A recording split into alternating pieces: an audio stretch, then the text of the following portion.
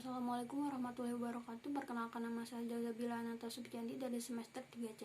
Di sini saya akan mereview materi hukum pidana lanjutan pada pertemuan ke-7 yang telah disampaikan oleh dosen saya, yaitu Ibu Profesor Dr. Haja Heni Nuraini SMH, dan asisten dosennya yaitu Bapak Dr. M. Rendi Arif Hayandi SMH.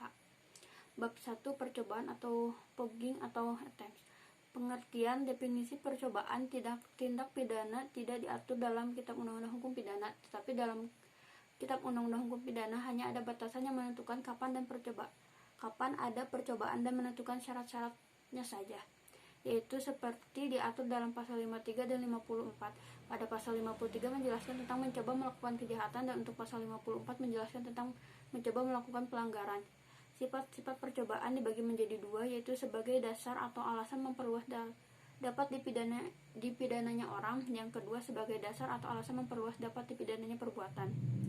Dasar patut dipidananya percobaan dibagi menjadi dua, yaitu teori subjektif dan teori objektif. Dalam teori objektif dibagi menjadi dua, yaitu satu, teori objektif formil, dan dua, teori objektif material.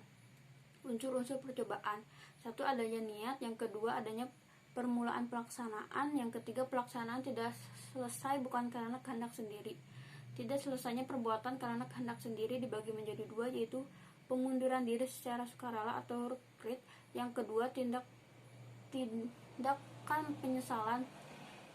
Percobaan mampu dan tidak mampu. Percobaan tidak mampu muncul apabila perbuatan pelaksanaan telah dilakukan tetapi delik yang dituju tidak selesai atau akibat terlarang menurut undang-undang tidak timbul.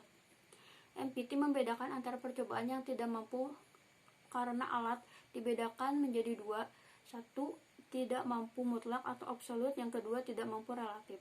Pemidanaan terhadap percobaan dibagi menjadi dua, yaitu percobaan terhadap kejahatan diatur dalam pasal 53 ayat 1 dan ayat 2 dan ayat 3 Kitab Undang-Undang Hukum Pidana. Adapun percobaan telah melanggar menurut pasal 54 tindak pidana. Selain itu juga ada pengecualian terhadap tindak pidana kejahatan yang diatur dalam buku 2 Kitab Undang-Undang Hukum Pidana tetapi tidak dipidana, yaitu apabila melanggar pasal 184, 302, 350 ayat 5 dan 352 ayat 2. Percobaan di luar Kitab Undang-Undang Hukum Pidana dibagi menjadi tiga, yaitu diatur di luar Kitab Undang-Undang Hukum Pidana seperti dalam Undang-Undang Nomor 7 DRT tahun 1955,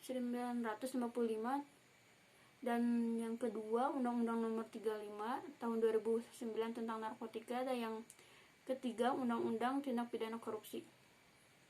Bab 2, pernyataan atau delmening. Istilah pernyataan.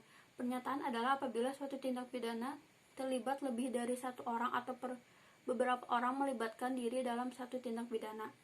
Pengaturan pernyataan secara umum diatur dalam buku 1 bab 4 Kitab Undang-Undang Hukum Pidana pada pasal 55 sampai 62.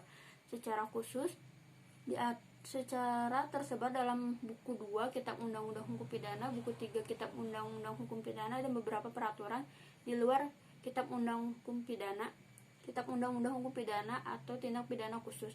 Bentuk-bentuk penyertaan: 1. Plagiar atau yang melakukan. 2. Don plagiar, menyuruh melakukan. Yang ketiga, made plagiar, turut serta melakukan.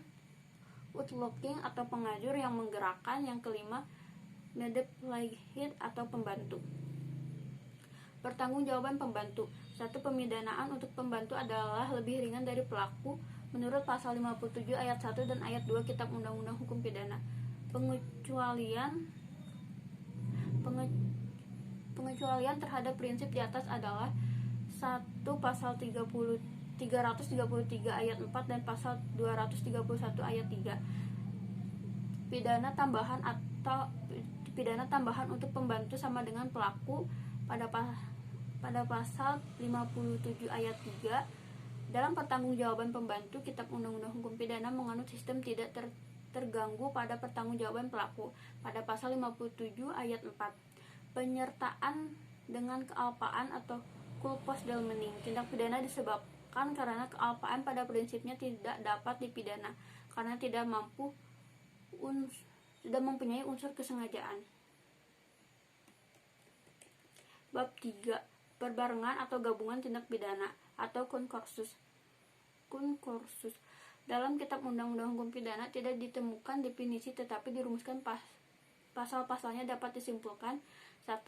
Seseorang dengan satu perbuatan mengakibatkan beberapa aturan pidana dilanggar.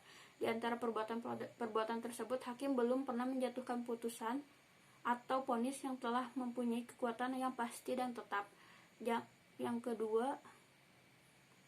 Yang ketiga, jaksa atau penuntut umum dalam melakukan penuntutan perkara tersebut harus secara sekaligus dan bersamaan.